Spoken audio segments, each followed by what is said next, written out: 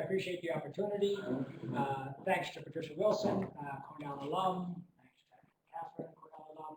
On the subject of mentorship, although Fritz Steiner and I didn't have a mentee mentorship role, it's fun to see Steve Steiner again after some 20 plus years. He, just in a small way, was supportive of me and encouraging in ways that neither of us quite remember, but on the subject of intellectual careers and moving forward from more junior to more senior roles, it's nice to see him again and to be here. The campus is spectacular. I chair the campus planning committee at Cornell, and recently I've joined the board of zoning appeals, and I'm very interested personally and professionally in land use and land use planning. I have a master's degree in Virginia from the planning department, which is housed in the College of Architecture, and I have a kind of feel for this place and think I know a little bit about what goes on here. Probably I got most of it wrong. And so it's great to be able to share some of my research with you. The talk really has two parts, and you'll be the judge if they hang together. There's an empirical piece about a fancy, cutting-edge conservation finance deal, which the New York Times called the deal of the century. It resulted in the single largest expansion of the largest protected area in the lower 48 states. And so it was 161,000 acres, 60,000 acres of which has been converted into parkland to be incorporated into the Adirondack Park. That's the empirical piece. The theoretical piece is to really reflect on property relations, property rights as understood socially and legally, and what are the boundaries to our creative imagination and our ability to re-engineer, to create landscapes that accommodate, integrate, brook social, ecological, and economic demands and stakeholders' demands on landscapes. Given the ecological and political stakes of land conservation, I think many in this room would understand the importance of land use planning and environmental planning around all types of themes, from biodiversity to water quality to climate change to social opportunities such as sense of place and identity and recreation and vibrant communities, and the economic sides, both in terms of jobs and tax revenues and viability of communities. And so with that, let me jump in. I want to first, in terms of just the direction of travel, again, we're going to talk about multifunctional or working landscapes, and we're going to situate it theoretically in the experimental governance or the adaptive management literature through engagement with institutional change and property relations. To motivate the talk, how many of you know this Rockstrom figure, Earth system boundaries? It could have been Bakanagle with ecological footprinting, but basically I think we have an ecological, and things have to change. And so for me, sustainability is an innovation imperative. Rockstrom's analysis is about limits and ecological limits, and the conclusion of this group of scientists out of the Stockholm Resilience Alliance is that with respect to climate change, mobile nitrogen, and biodiversity, we're in crisis. With respect to the other 8 Earth system boundaries, we are not in their calculation in crisis, but the time is nigh for change. The last 40 years applied to environmental politics and environmental policy has almost singly been focused, in my mind, on technical change, on trying to enhance resource and factor productivity, to engineer and crack the silver bullet, which is going to allow us to accommodate expanding populations, expanding expectations and demands for affluence and lifestyles, transport, energy, and throughput. The coupling and decoupling literature, I'm not sure if you're familiar with this, but the idea being that our resource efficiency gains are real. We have approximately improved, decarbonized, de-energized, dematerialized our economy at about 1% per year for the last 40 years. So we're getting better at making more houses out of fewer trees, more miles out of a single gallon. We're getting better.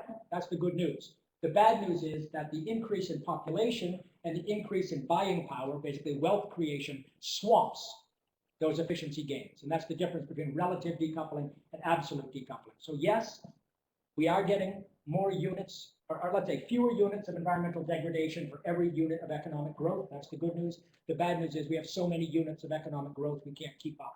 And the math is very clear. You would need to improve the rate of efficiency gain some 40x to keep up with population trajectories and affluence trajectories. It's not going to happen. So that leads us to focus on institutional change, not technical change. They're linked, of course. Things like property rights regimes, clustering, academic institutions, human capital, they're linked. But institutional change, theories of institutional change are quite elusive. Today, I really want to talk about an evolutionary approach to thinking about how do institutions change. And I'll define institutions for you a little later in the talk. But basically, I'm talking about policy. I'm talking about a design consideration around the architecture of policy making, and processes by which coordination happen between public and private sectors, between local communities and state and national levels of governance. But we could also reference other theories of institutional change. A political economic focus, for example, neoliberalism. Where does neoliberalism come from? How do institutions change in terms of an expansion of market logic and the legitimacy of market thinking, and perhaps a corresponding decline in the legitimacy and the power of references to the state? A functionalist argument, more housed in the literature on comparative political economy, thinking about, for example, the Third Italy, thinking about network governance, thinking about rise of network society as a kind of emergent phenomena that happens as a function of complexity and changing demands on us. We could take an agency-centered perspective and talk about local projects and local heroes and local ideas that get manifest, get leverage, get a foothold, and actually are transformative. And then the evolutionary perspective, really building on building blocks, looking to mutations or hybridity. And I'm going to talk a little bit about the idea of institutional hybridity, which many of us understand as the combining of public and private, including civil society organizations, to be transformative. And I'm going to do all of that work in the context of an empirical problem, which is the problem of multifunctionality. Anyone heard of this term, of multifunctional landscapes? Yeah. So, Stephen, what is it? So you can have a park that's both recreation, but also serves as green infrastructure capacity. So it's actually doing multiple things at the same time. Terrific. So similar to the idea of working landscapes, here I have near my hometown, Gloucester, a working seascape. It's the same idea that you could have a port that houses a commercial fishery. It is also a site of recreation and tourism. It could be a site of cultural continuity. It could have a bicycle path through it. It could be an economic engine as well. It could be a sense of identity, a place to many as well. Multifunctionality has an interesting history. It really came out of the trade talks around the Seattle round when Japan, the United States, and France were trying to justify protectionist policies for their agriculture. So multifunctionality comes out of a bit of a kind of sordid past, but it has become a more progressive idea, with the idea that we can integrate and elicit different types of flows of goods and services from landscapes. So we don't necessarily have to have that jobs versus environment competition, or corn versus water quality, or pulp and paper versus recreation and biodiversity. So applied to the forest, there's many different perspectives. You just told me you came from Oregon, and Catherine Robert came from Oregon. These fights, and whether we think of the working forest as a place that's welcoming you, or as a project that needs to be stopped in its tracks, it's rather a divisive field, forest politics. What are forests for? They're the lungs of the earth. They're the home to indigenous peoples. They're sites of biodiversity. They're the engine of water quality and water quantity. They're all of these things. And the idea of a working forest is the idea of multifunctionality, that we can accommodate different types of demands on landscapes that traditionally have tripped us up politically. And the fights around forests in this country and around the globe are legendary, and I'm sure you're all familiar with them. So I'm going to do this through institutional analysis. And institutional analysis is concerned with the mechanisms of coordination. These are the institutional frameworks that allow us to collaborate, to negotiate, and arrive at relatively stable forms of economic exchange and development. And to make this less theoretical, we can think of the demands on landscapes in this term, the holy trinity of sustainable development, social, economic, and ecological. And when we think about institutions, the classic institutional orders are states, markets, and communities. And so the field of environmental governance, as I teach it, is really about thinking about the coordinating capacity derived from states, the coordinating capacity derived from market relations, the coordinating capacity derived from community and community-based organizations. And think about how they can be combined and integrated and layered to create something like social inclusion, something like innovation and dynamism, something like sustainability. And if you squint at this triad and you flip it, we can think about the collective orders of public, private, and collective. So community, market, and state as another way to think about the Holy Trinity.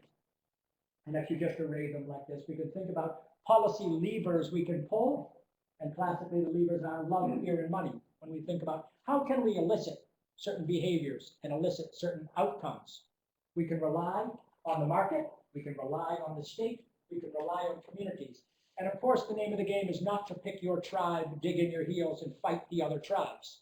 And that's the field of institutional hybridity, to think about how these things do combine and can be combined to achieve desirable outcomes. And so if we think about institutional hybridity, it's not just a question of let's create a public-private partnership.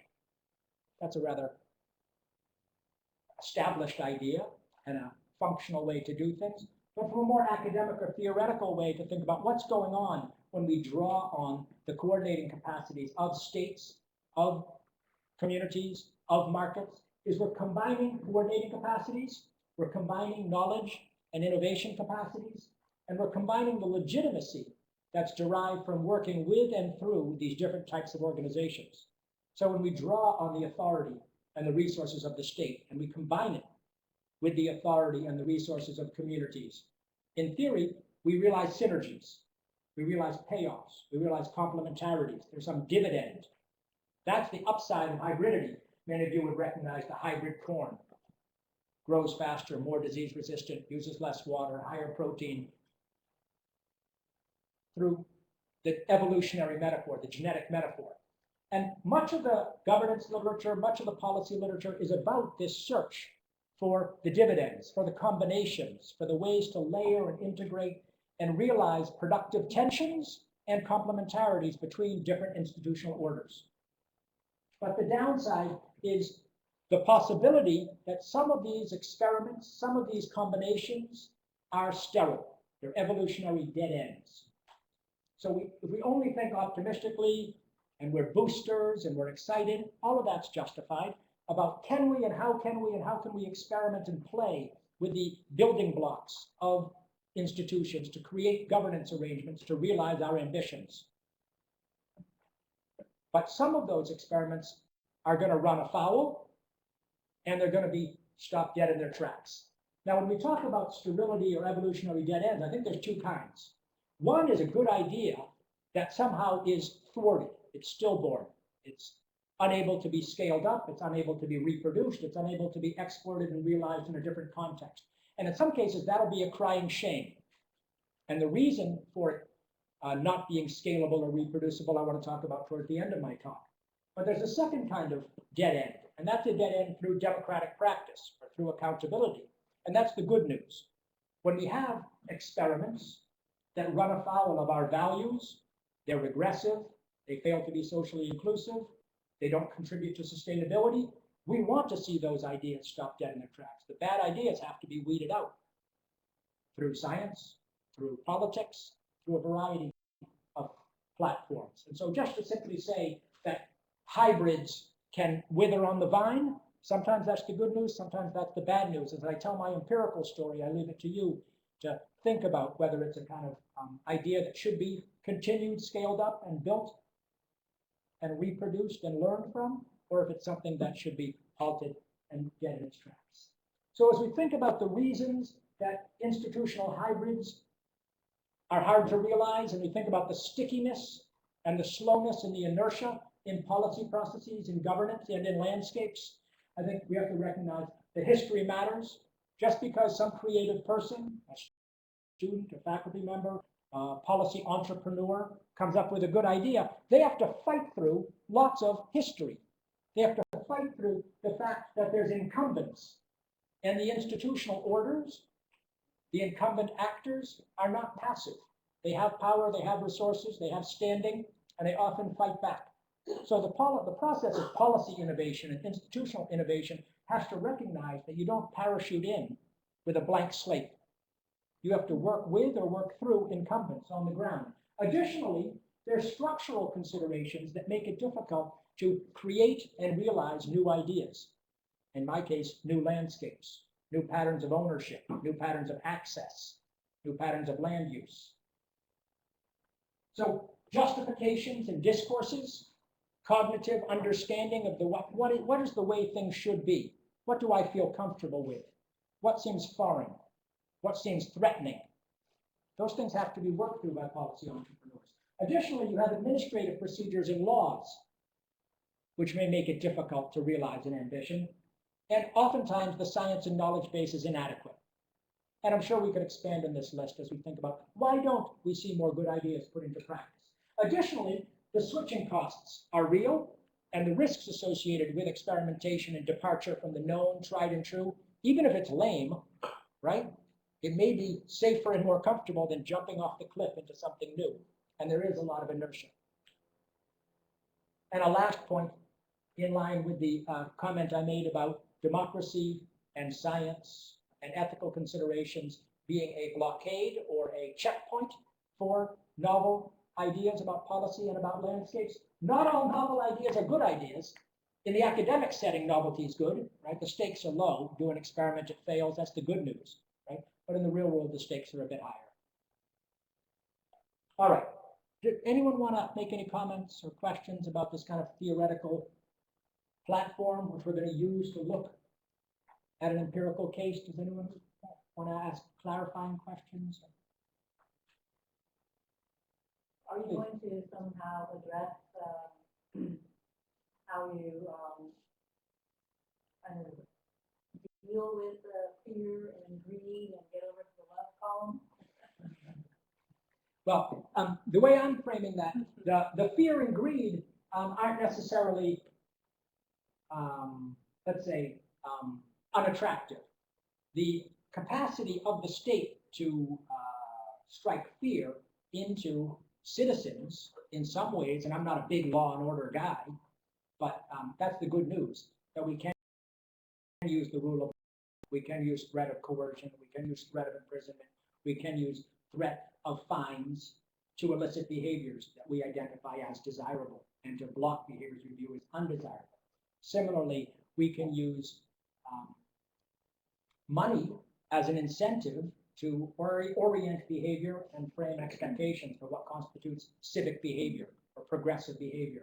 And so these are not for me. And in fact, I would have to say personally, the love column is the weakest of the three primary colors of governance. Our ability to rely on altruism, on our ethical commitments to rectitude or to citizenship. Personally, I don't put a lot of stock in that, personally. Folks who emphasize community-based management, they might take a different position. But we don't need to array in a hierarchy. Do we want to trust love? Do we want to trust fear? Do we want to trust the market? Do we want to be distrustful of the state? For my purposes, let's just view them as resources and logics for coordination and policy that we could draw on to pursue projects. Please. You mentioned bad ideas that can wither on a vine, but you didn't mention that sometimes bad ideas can just go on a roll and not get stopped. Like when the risks and the costs get transferred outside of those implementing those changes and when there's no accountability. Thank you. You're absolutely right. And so, you know, and the logic of how much experimentation should we have? How much space should we allow for innovative experiments? And at what point should these social experiments be cut off? Who should do the cutoff? Who should decide? Right? And that's the classic question of liberalism. Right? It's a classic question of how large should the reach of communities and states be to discipline individuals and their projects. And that's political philosophy. It's about a bit outside my realm. But I certainly agree with you that there's lots of things going on that we should have put the kibosh on. So off we go. Yes, please. In your research, have you ever found that the researchers that usually advocate for this kind of institutional change are sort of exogenous to the process? There are always some people that talk about this kind of institutional change, but they're never really a part of rarely that these social experiments actually take shape. Yeah. Would you agree? Yes, very much. And I think that there's a big turn, for example, on my campus, and I would guess without any knowledge on your campus, about trying to be transformative, about trying to be engaged, about trying to work with and work through communities, legislatures, private firms, and trying to take the university as a potential engine for social innovation and making it more relevant. Similarly, the global project of trying to realize a vibrant civil society is part of that idea. All of the training opportunities that are being offered and encouraged for policy entrepreneurs and young people who want to make a difference, all of that definitely needs to happen. And I agree with you that the connectivity between the people with the ideas and the visions and the people on the ground who are doing the work, that bridge continues to need to be strengthened. Absolutely. But of course, there's the opportunity for the local people themselves to come up with their own projects and visions. So it doesn't have to happen from the outside. Some external brain trust, some NGO, some academic. But of course, local people are often dealing with their own livelihood problems and have more day-to-day considerations. And it's a luxury to be in this role, to be in the world of ideas, right? Okay, so Ithaca, New York, Cornell University, New York City, Adirondack Park. Established a long time ago, not a very American-style park. Half of the land in the park is private. This is quite different than Yellowstone, Yosemite, Shenandoah National Park. This is not a national park. It has a autonomous status within New York State. It's administered by the Adirondack Park Agency, an independent body. And it has a very disturbing and difficult history. That, of course, there was primary industry, largely focused around logging, and in modern days, a kind of highly capitalized paper manufacturing sector. There has been a very long history of recreation and a contemporary focus on recreation as an engine for economic development, and the relationship between primary industry and resource extraction versus recreation. That was true in the 19th century when the New York City folks were trying to champion the creation of a park as a bit of a playground. And the tension between insiders and outsiders, local and non-local, has been a big part of the Adirondack history and the contemporary dynamics. And so when we talk about a land deal in the center of the park that's going to transform private land to public land, that's a difficult conversation to have. Right? Because the sovereignty of the local people, their ability to develop, their ability to get out of poverty, these are chronically poor rural communities with lots of problems with school consolidation, maintenance of roads and bridges, maintenance of healthcare facilities. This is not a particularly economically vibrant place. So with that as backdrop, let me tell you about the real estate deal. So here we are in the inset, the Adirondack Park. Right in the center of the park is the single largest private holding in the park, owned by Finch Prime Paper Mill, which runs a mill right here, outside the park. The single largest private parcel, right dead center in the park. I didn't include the ecological variables, but let me just state that this was an ecologically precious piece of land from the perspective of the Nature Conservancy, who went on to buy this land from a water resources and a biodiversity perspective. So here we go with this real estate deal. I want to walk you through it. But first, I want to try to contextualize this. This single real estate deal is part of a puzzle and a pattern. In the last 25 years, 30 million acres of land has been sold by vertically integrated forest products companies in this country. Massive sell-off due to changes in tax law and globalization of the industry. There is no more vertically integrated pulp and paper industries. They sold off all of the land. It's finished. Weyerhaeuser is a bit of an exception, but generally all the land has been sold.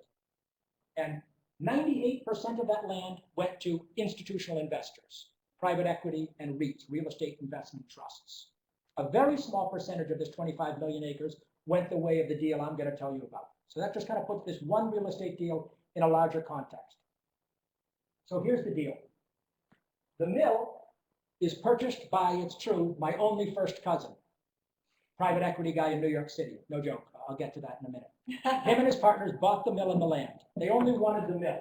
They sold the 161,000 acres to the Nature Conservancy. And the Nature Conservancy did the following. They sold 60,000 acres to the state of New York for incorporation into the Adirondack Park. They sold 90,000 acres to a Danish pension fund. This is one of those institutional investors that wants to hold land in their portfolio because they see capital accumulation, they see cash flow, and they see a counter-cyclical hedge, meaning that when the larger part of the portfolio invested in traditional assets like manufacturing sectors has a downturn, land tends to be a good investment. So they don't own land to make a lot of money, they own land to be a bit defensive in their portfolio. So 2/3 get sold by the Nature Conservancy to an institutional investor. That land is encumbered in a variety of ways. It has a conservation easement, which sold off development rights. The Nature Conservancy sold that easement to the state of New York for $30 million. The land owned by the Danish pension fund is encumbered with an eco-certification requirement for their logging. The land owned by the Danish pension fund has a fiber supply agreement whereby the historical linkage between this land and that mill is maintained. The mill owns the first right of refusal for 20 years on a standing volume of timber, and they can exercise that right when the price is attractive. And additionally, the Danish pension fund inherited a large number of small recreational leases that over time they're allowed to phase out and discontinue. So what we're looking at is a very interesting fragmentation of the landscape. It's an interesting balkanization of the property rights, and it's a kind of fancy way for the Nature Conservancy to get the land that from an ecological perspective they thought was the most valuable into the park, and a way to make enough money to service the $110 million debt they incurred when they purchased this 161,000 acres. Additionally, they sold 1,000 acres to local communities. In New York State, local communities legally hold a veto power when the state uses money from the open space fund. It's a pot of money the state has to acquire land. When that money is used, the communities have a right to veto. The Nature Conservancy went to the communities and said, what do you need not to veto this? They said, I want land and I want it cheap. And the Nature Conservancy said, yes. And they gave them land along the roads to build a golf course, to improve their recreational economy, to build low-cost housing, to try to keep their young people in the community, and whatever purposes they had. So if we think about social demands on landscapes, we think about economic demands on landscapes, we think about ecological demands on landscapes, this deal seems to have it all in a very fractious political environment at a time of some fiscal austerity. Very bold, very innovative. They seem to have pulled it off. Here's the blue wolf. That wolf is my cousin Josh. Great guy. I only have one cousin. He's now out of the business. He's now a counselor in Brooklyn. So my question to you is this the greatest thing since sliced bread, that we should be doing more of this and we should scale it up, and some of that 25 million acres that's going to roll out of these pension funds and these real estate investment trusts and these TMOs, Timber Investment Management Organizations, should we be trying to pursue this same architecture? Or is this something that we want to commit to the dustbin of history? Is this a green grab? So has the Nature Conservancy taken away livelihoods? Has they done an economic insult to these communities? Does this balance between economic, social, and ecological, does this strike you as just and progressive and appropriate? Who should decide these questions? And additionally, it's not just a question of normative about what you think should happen. There's some other issues. So the deal of the century has had a rocky road. In the middle of the deal, Governor Patterson proposed a moratorium on purchase of open space by the legislature. The legislature did not pass this, but the governor tried to block this deal. Then Cuomo, when he was the Attorney General, launched an investigation into overpayment by the state of New York to the Nature Conservancy, sweetheart deals. The Attorney General's office found no wrongdoing. There were 3 independent audits of the land appraisals, and the state chose, the Nature Conservancy chose the middle value. So there was a challenge about the legality and the propriety of this deal. There is an ongoing lawsuit launched by the hunting clubs who are going to lose their access. And there's a lot of flack in the communities who are saying that the elected officials who didn't exercise the veto should have, and this is an ongoing fight. The land conservation community of all New York State is somewhat aggrieved and saying this one deal sucked up all the money for the next 15 years, and there's not a single deal happening because there's no money. And they're saying, was it worth it? Was that a good idea? And interestingly, New York State has still left TNC holding the bag. They haven't paid. They have not paid. They promised, but this is like the fifth promise. Nature Conservancy is still servicing the debt to pay for this deal. So we have to ask ourselves, is this landscape functional from an ecological and material perspective? Is this landscape functional from a fiscal and legal perspective, from a planning perspective, if you will? Lots of questions. Has there been or will there be social integration? Will there be continuing jobs and recreational development that leads to prosperity and economic dynamism? Will ecological functions be maintained in this newly fragmented and newly structured landscape? And will cash flow allow the different actors to keep this going? Is it going to work? And will the political coalitions that have put this together and have made peace with this deal, will they stand up? So I want to offer just a little bit of reflection and then I'll stop talking.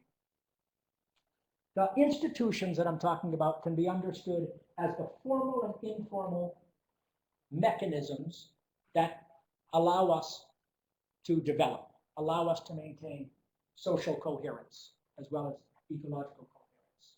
We can think of them as laws and rules and norms. We can also think of them as shared beliefs and customs. And when we think in this institutional way, people in the sociological or the institutional school of thought tend to focus on legitimacy. Is this deal legitimate? Is it just? Is it fair? Is it appropriate?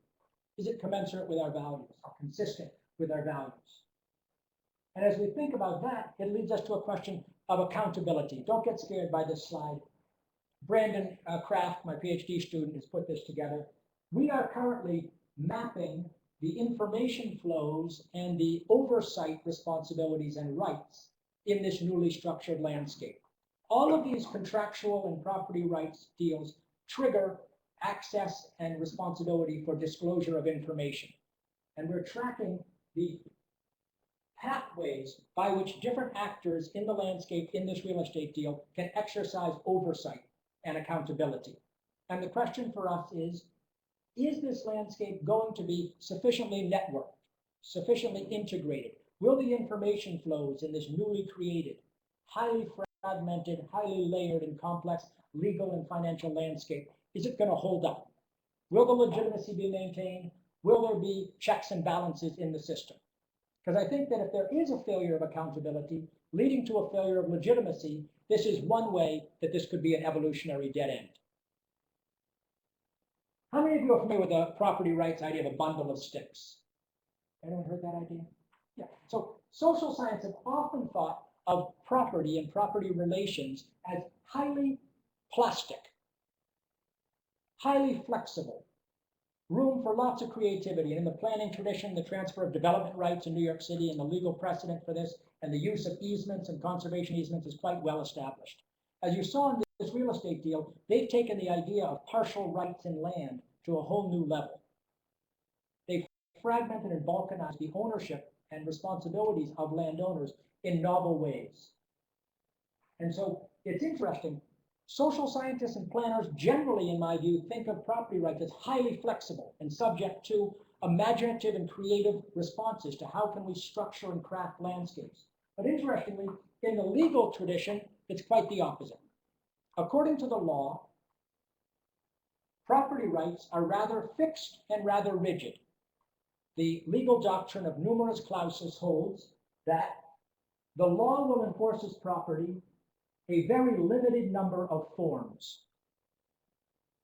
Incidents of a novel kind will not be recognized by courts. And so there's a paradox or a tension here. Traditionally, we think of property as highly plastic.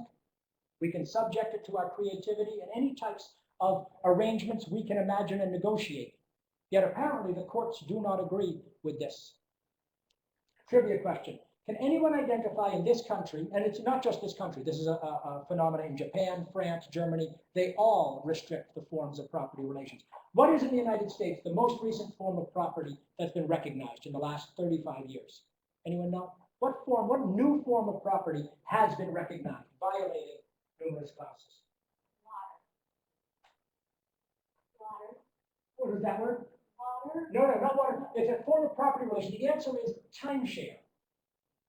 Timeshares never existed before legally.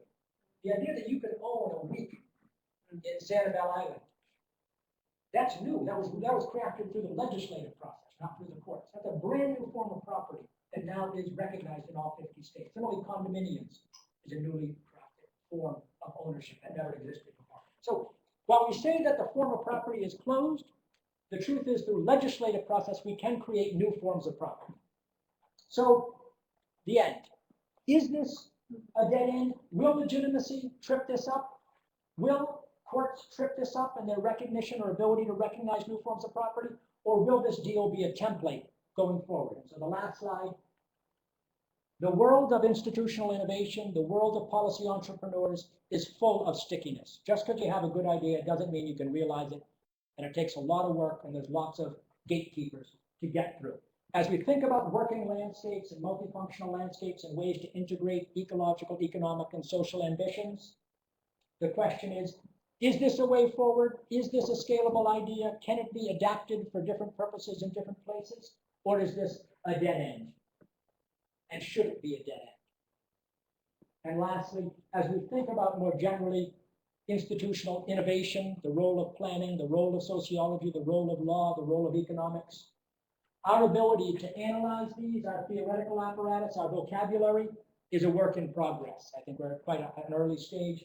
And what is not in doubt is that from a normative project, at least personally, we need to focus on institutional innovation and policy experiments and try lots of new ideas and find out which ones are dead ends, which ones are viable, and which ones we want to champion.